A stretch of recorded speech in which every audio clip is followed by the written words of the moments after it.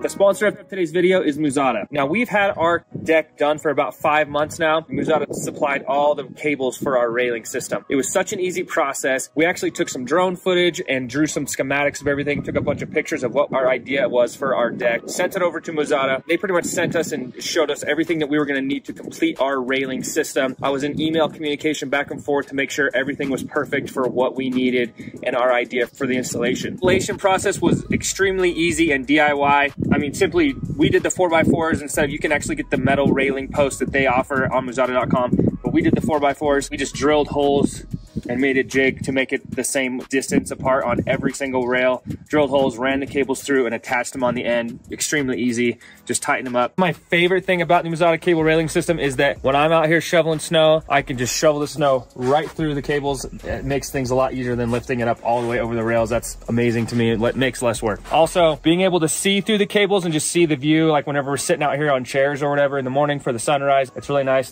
to not have that obstructed. So if you guys have a project inside or outside that you don't know what you're trying to do for a railing system, contact Muzata. They can help you design your entire installation. We want to thank Muzata for sponsoring this video. Now we're going to get back to work.